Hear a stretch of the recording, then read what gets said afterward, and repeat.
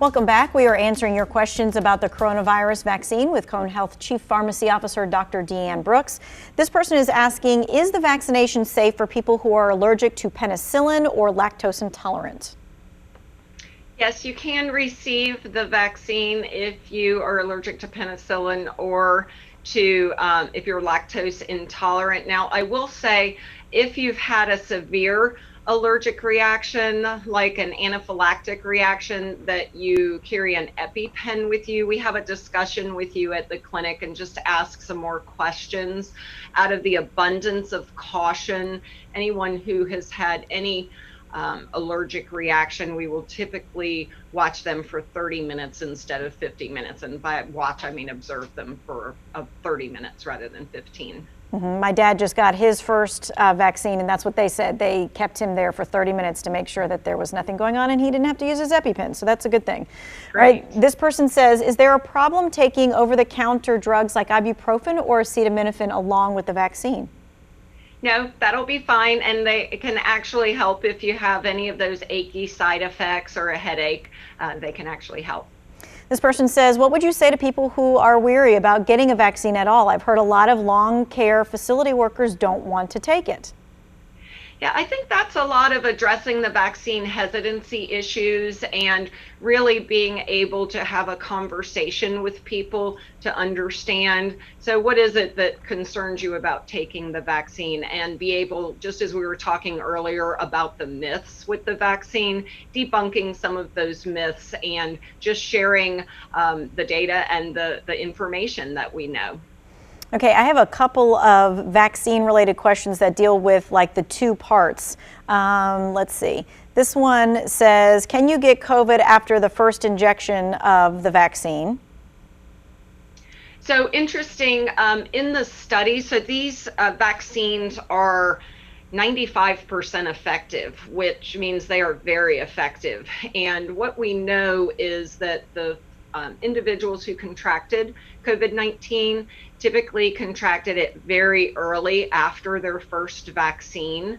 And so as soon as we get it, we're getting some immunity. Probably by about 10 days, we have even more. But in between that time, it would be possible, because there were 5% who did contract COVID-19. And then the follow-up, can the Moderna vaccine be taken for the second vaccine if your first was the Pfizer, or the opposite way?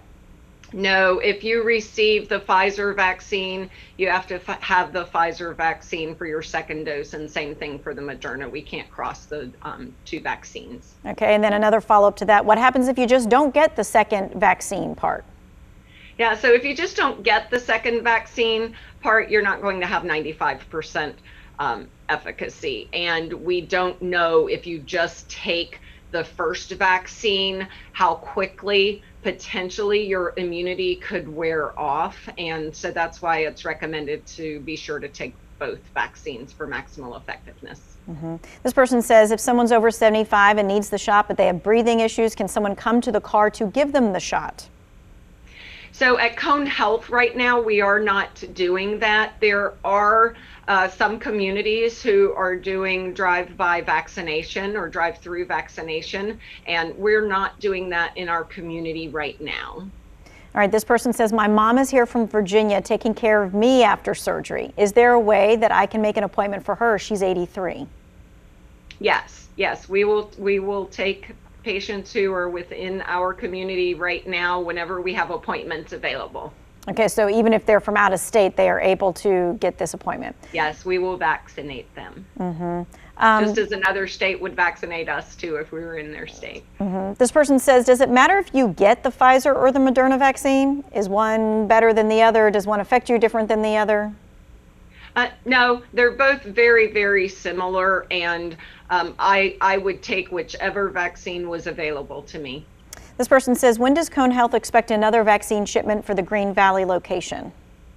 So we're actually receive all of our vaccines right now on our Cone campus, and we take the vaccine to the clinic where we are, and we receive allocations from the state on a weekly basis. Really quickly, this person says, when will the COVID vaccine be available for teachers? I don't know if they're in the essential workers category that we had talked about. Yeah, I believe they're in the frontline essential worker. Yes, they are. They're in the frontline essential worker group, which is groups 2 and 3 of phase 1A. So that means a teacher over 50 would be in group 2, and a teacher under 50 would be in group 3. And we expect these groups to be opened sometime toward the end of January into February. Okay, so within the next month or two, actually, for that. Okay, thank you so much for your time. We so appreciate your time and your expertise. Thank you for texting in your questions.